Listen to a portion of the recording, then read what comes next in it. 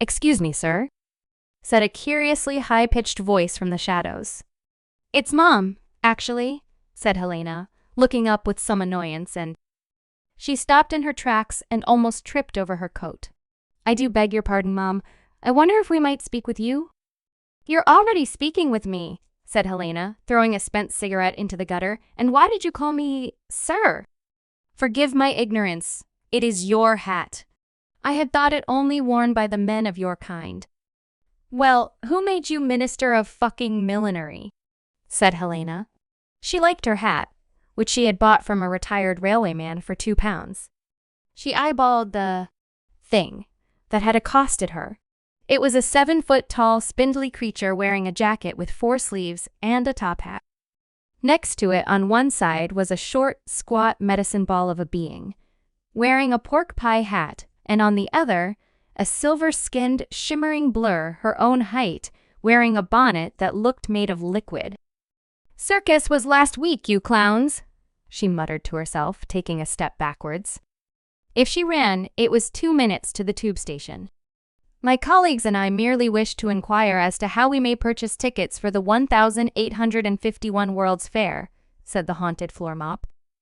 "We represent only 7 worlds and would welcome the opportunity to set up trade between our peoples. My name is Ease, and these are Grin and Zahin. We are looking for the Crystal Palace and the Great Exhibition." Ease took a step towards Helena and opened their arms wide in what was meant as a friendly gesture. Helena, who thought it looked like a sack of spanners wanted to embrace her, took another step backwards. "Look, I don't know where you guys are from, but—" "Aha," said Grun, who spoke in a gruff staccato from up there. They gestured with heavy-set eyebrows indicating Orion's belt, somehow still visible in the gaslight. "Well, we really only have the one world, and I'm afraid you're about 2 centuries too late for the fair," said Helena. "But this is surely not true," said Zahin, whose voice sounded like a radio submerged in a bathtub.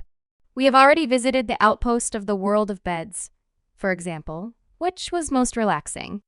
And while we were quietly asked to leave the world of pleasure in Soho," they continued, with a side glance towards Grinway, "we would welcome further negotiations as to the appropriate exchange rate for a night you will never forget with Roxy."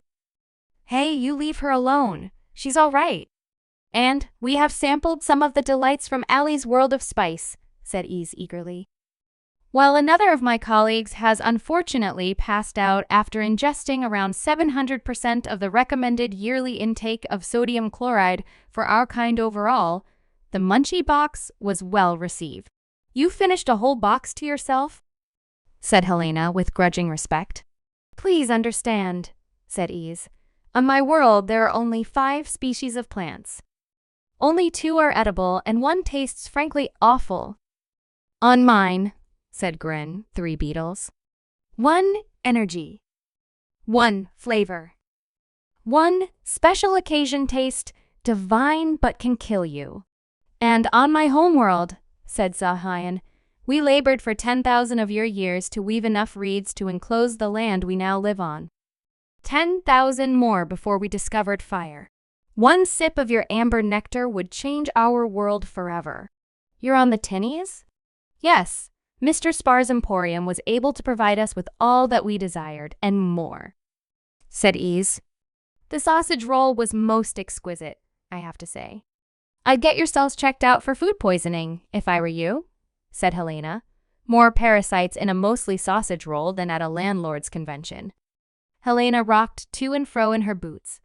She sort of felt bad for the 3 stooges in front of her, whose worlds were so small. "Okay, you fold your other arms behind your back," she said to Ease.